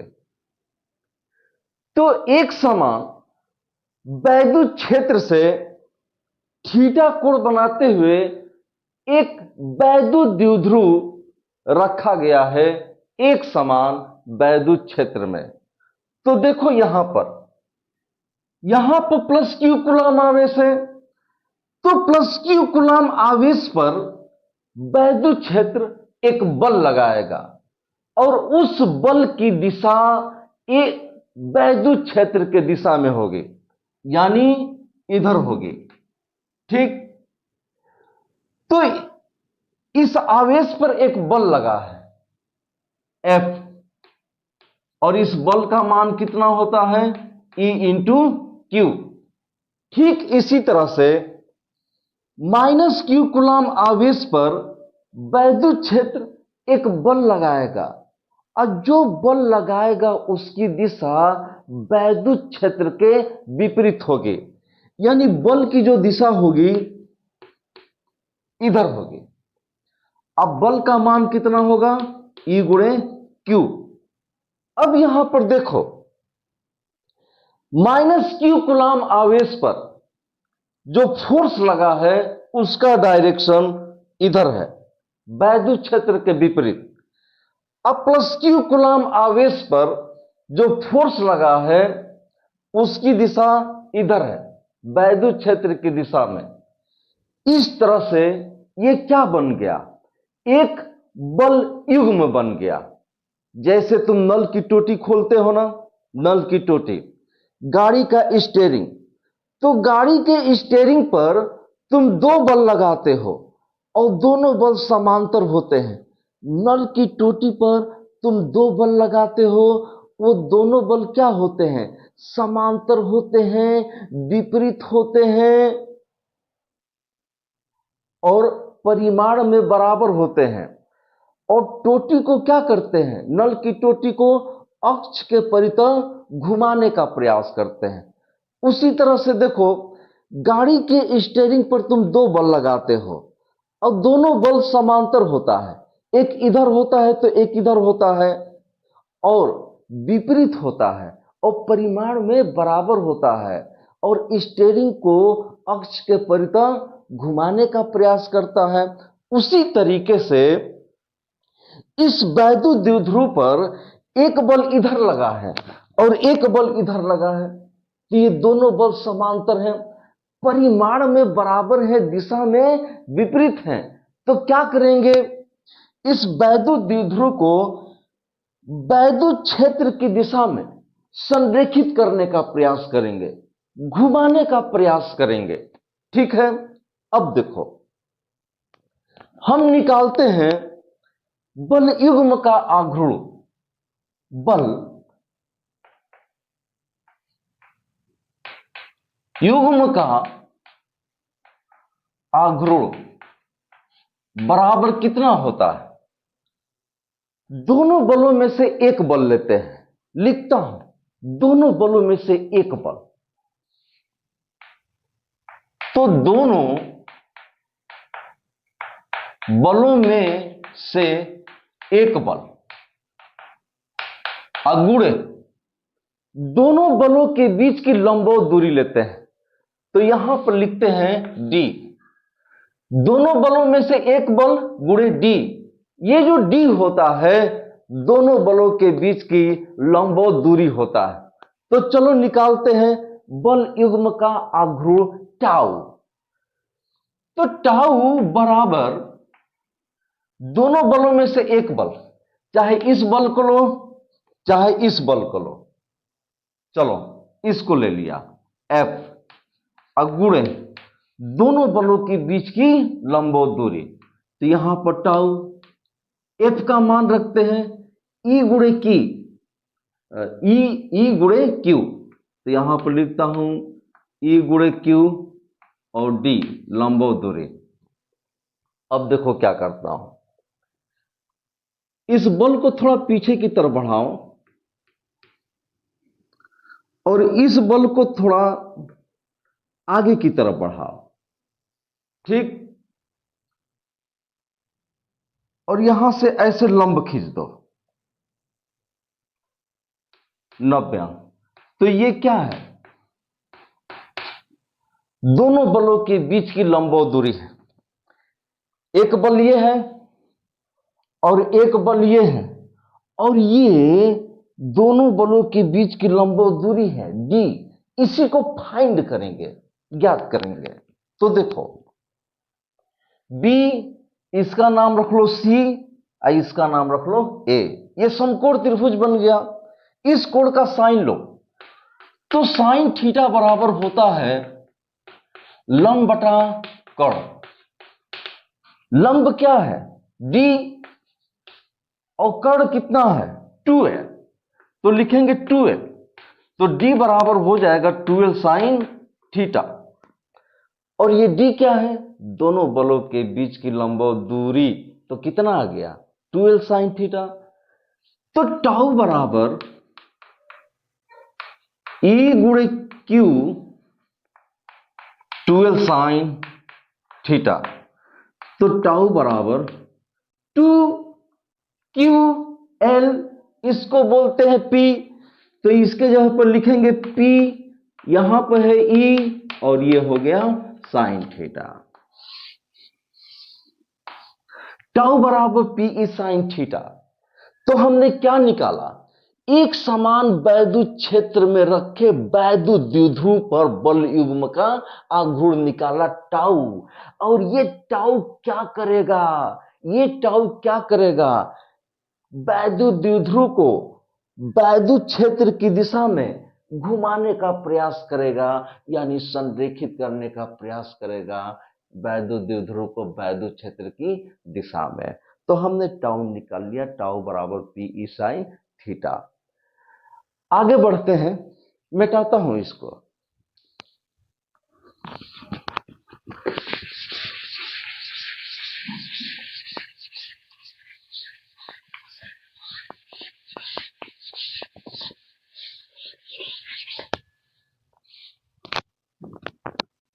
देखो अब लिखता हूं,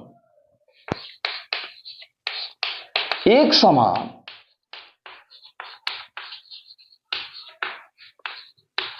वैद्युत क्षेत्र में वैद्युत द्विध्रुव को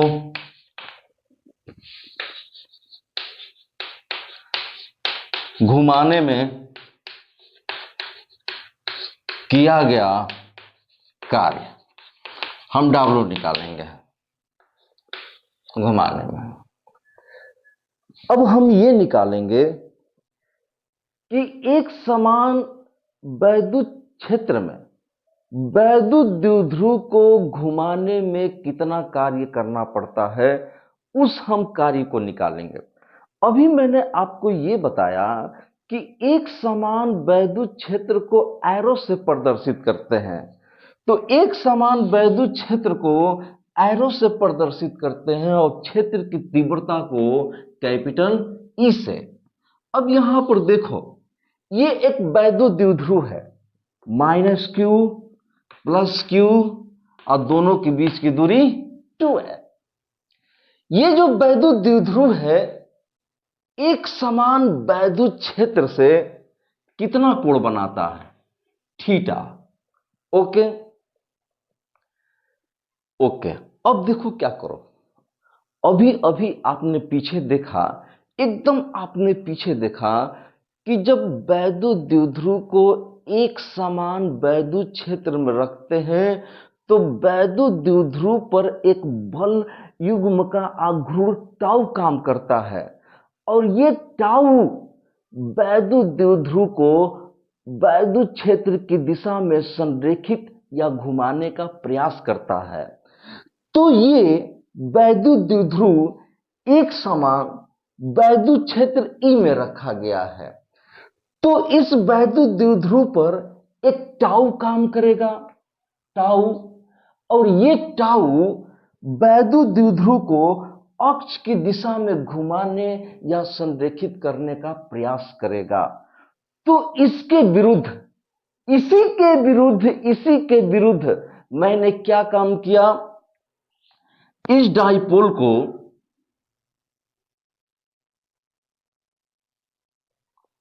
ऐसे घुमा दिया, इसको ए कहो, ए से ए डैश पर लाया, इसको बी कहो, बी से बी डैश पर लाया। कितना घुमाया, टाउ के विरुद्ध डी थीटा, टाउ के विरुद्ध डी थीटा घुमाया। तो कार्य करना पड़ेगा ना, अब हम कार्य ही निकालेंगे। ये जो विस्थापन है, कोणीय विस्थापन, बहुत ही सूक्ष्म है। तुमने बहुत ही सूक्ष्म वैद्युत द्विध्रुव को विस्थापित किया है, बहुत ही सूक्ष्म, इतना सूक्ष्म विस्थापित किया है कि डी थीटा टेंड्स टू 0, यानी डी थीटा करीबन करीबन 0 के करीब है, लेकिन 0 नहीं है। डी थीटा टेंड्स टू 0 का मतलब होता है कि डी थीटा करीबन करीबन 0 के करीब है पर 0 नहीं है।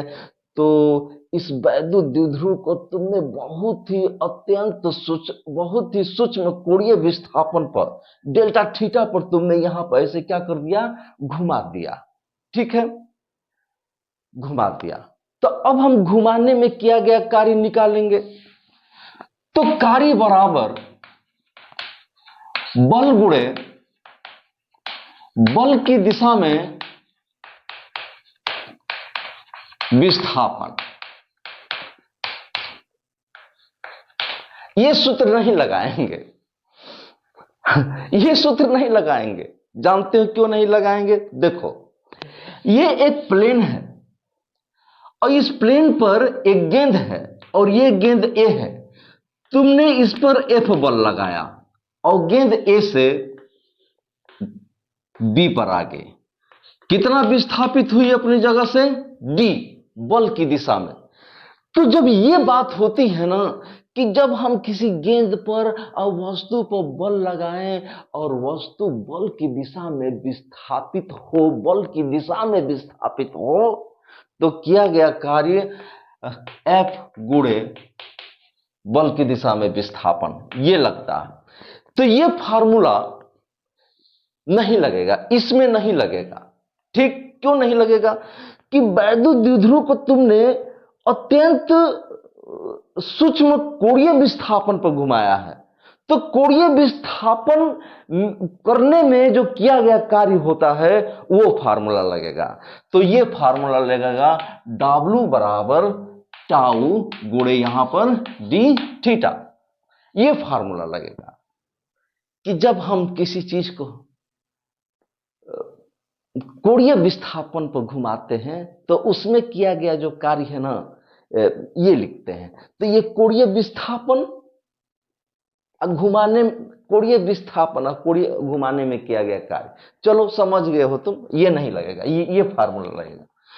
तो W बराबर टाउ का मान कितना होता है, पीछे क्या देखा,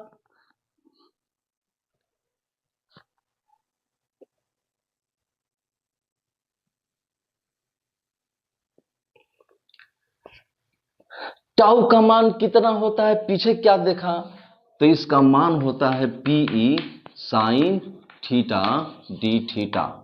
अब देखो,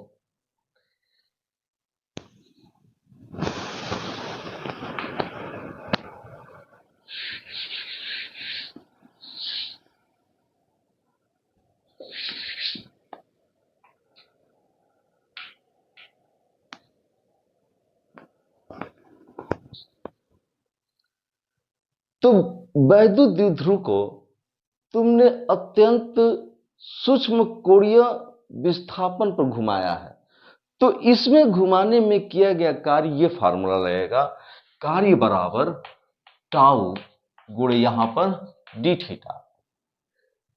सूक्ष्म कोणीय विस्थापन करने में किया गया, यहां पर लिखेंगे सूक्ष्म कार्य, सूक्ष्म कार्य लिखेंगे, सूक्ष्म विस्थापन करने में किया गया सूक्ष्म कार्य डी डब्ल्यू। तो यहां पर लिखेंगे डी डब्ल्यू, टाउ का मान होता है PE sine theta D theta. Okay, तुम इसको कहो θ1, θ1 द्विध्रुव को प्लस Q माइनस Q, ये पूरा कोण को तुम θ2 कहो, यानी वैद्युत द्विध्रुव को θ1 से θ2 तक ले जाने में किया गया हम कार्य निकालेंगे। तो ऐसे निकालेंगे, दोनों पक्षों का इंटीग्रल करेंगे, इधर भी इंटीग्रल करेंगे और यहां भी, इधर भी इंटीग्रल करेंगे, और यहां पर लिखेंगे θ1 और यहां पर लिखेंगे θ2, यानी वैद्युत द्विध्रुव को θ1 से θ2 तक विस्थापित करने में किया गया कार्य टोटल ऐसे निकालेंगे। यहां पर कुछ ही नहीं है तो एक है, तो यहां पर हो जाएगा W PE इंटीग्रल θ1 θ2 और साइन थीटा डी थीटा। तो W बराबर PE साइन थीटा का इंटीग्रल कितना होगा, माइनस कॉस थीटा, यहां पर लिखेंगे θ1, यहां पर लिखेंगे θ2। ओके,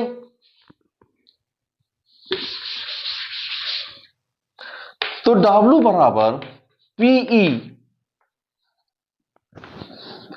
θ1 θ2, दो कोष्टक बीच में माइनस, पहले में क्या लिखते हैं, पहले में लिखते हैं माइनस कॉस थीटा, दूसरे में क्या लिखते हैं माइनस कॉस थीटा, इसको इसमें डालते हैं और इसको यहां पर, तो W बराबर PE ये हो जाएगा माइनस कॉस θ2, अब माइनस माइनस प्लस और कॉस, θ1 कहां जाएगा, यहां पर, तो ये हो जाएगा θ1। तो W बराबर PE cos θ1 माइनस cos θ2, यही फार्मूला है। एक समान वैद्युत क्षेत्र में वैद्युत द्विध्रुव को घुमाने में किया गया कार्य का सूत्र कितना होता है, इतना ही होता है। ठीक, आगे देखते हैं, मिटाता हूं। नहीं समझ में आएगा तो कमेंट करिएगा, मैं फिर से इसको वीडियो बनाकर समझाऊंगा। ओके,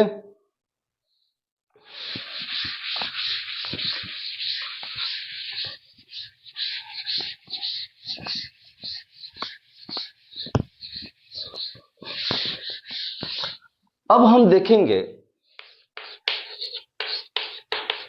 एक समान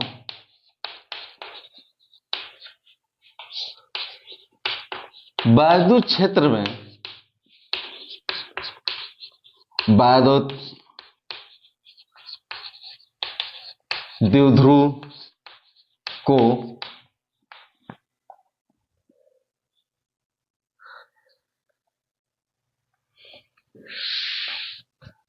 अब हम देखेंगे एक समान वैद्युत क्षेत्र में वैद्युत